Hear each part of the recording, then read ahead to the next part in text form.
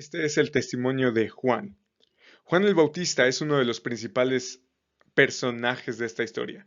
Él es como el puente entre el Antiguo Testamento y el Nuevo Testamento. Su tarea era una muy importante. Su tarea era anunciar como una voz que clama en el desierto, enderecen el camino del Señor. Lo que hacía era anunciar la llegada del reino de Dios. Él era el heraldo que iba delante del rey y decía, el rey ha llegado, el rey está aquí.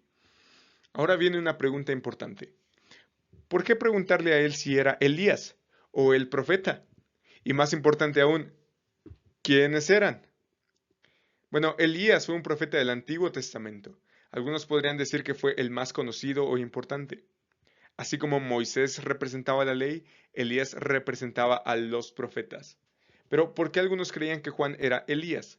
Porque la nación de Israel esperaba que Elías viniera antes de algo llamado el Día del Señor. El Día del Señor era un día donde Dios iba a traer paz y justicia a su pueblo y, o más bien iba a descargar su ira en contra de sus enemigos. Así que cuando la gente estaba escuchando a Juan hablar sobre el reino, pensaban en Elías. Ellos creían que Elías vendría antes del día del Señor. De la misma manera pasa con el profeta, a quien ellos estaban esperando para el día del Señor. Y el escritor quiere que pensemos en estas imágenes. Quiere que pensemos que las profecías del Antiguo Testamento se están cumpliendo en Jesús. El momento de hacer justicia y paz habían llegado, pero no de la manera que esperamos. Los que habían sido enviados a preguntarle eran de los fariseos y le preguntaron, entonces, ¿por qué bautizas si tú no eres el Cristo, ni Elías, ni el profeta? Juan le respondió, yo bautizo en agua, pero entre ustedes está uno a quien ustedes no conocen. Y esto hace referencia, por supuesto, al Cristo, al Mesías. Vamos a hablar un poco acerca de qué significa Mesías, pero quédate con la idea de que significa ungido. Él es el que viene después de mí, a quien yo no soy digno de desatar la correa de las sandalias. Claro, porque Él es el Rey. Estas cosas sucedieron en Betania, al otro lado del Jordán, donde Juan estaba bautizando. Y entonces Juan de repente pasa a decir de Jesús que venía hacia él, dijo, ahí está el Cordero de Dios que quita el pecado del mundo. Y estas palabras seguro fueron importantísimas para los que escuchaban. ¿Por qué? Porque en tiempos de Jesús el pueblo sacrificaba animales desde el Antiguo Testamento. Pero ¿por qué harían algo así? Porque esto representaba la paga del pecado, que era muerte. Así el animal moría en lugar de la persona. Estaban diciendo con eso, yo tenía que morir en su lugar. Y todo esto era un símbolo que apuntaba a algo muchísimo más grande. El profeta Isaías habló de esto años antes de Jesús. Él anunció a un siervo sufriente que tomaría el pecado del mundo y sería sacrificado en lugar de ellos. Y a través del sacrificio del siervo, Dios daría gracia a su pueblo. Gracia, justicia y paz. Ese siervo es Jesús.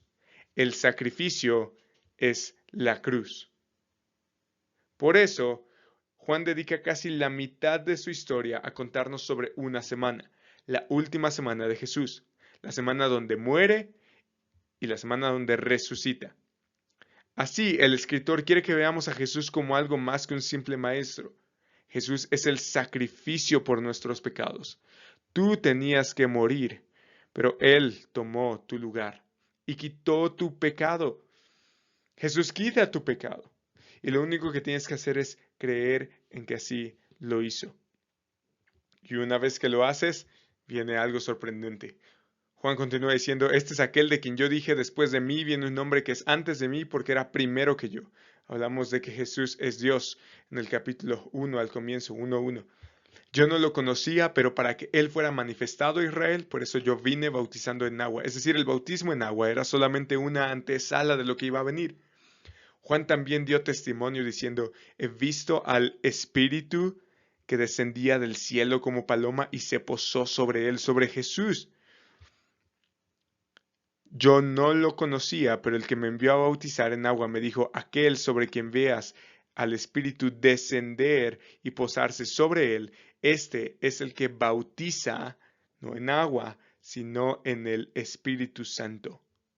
Y yo lo he visto y he dado testimonio de que este es el Hijo de Dios.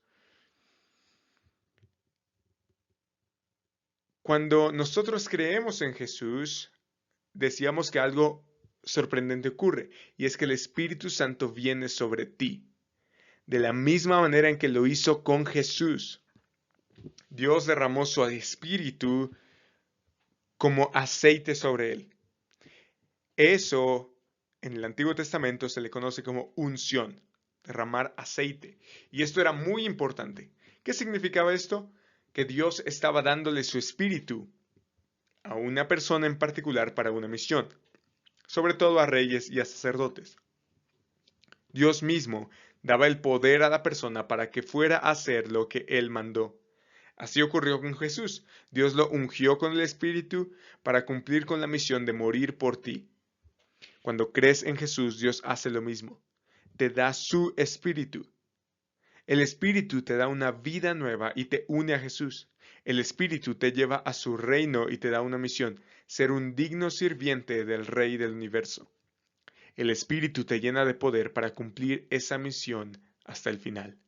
Y esto es un regalo que se recibe mediante la fe en el Hijo de Dios. ¿Crees esto? ¿Cree en Jesús? Hoy es el día de salvación.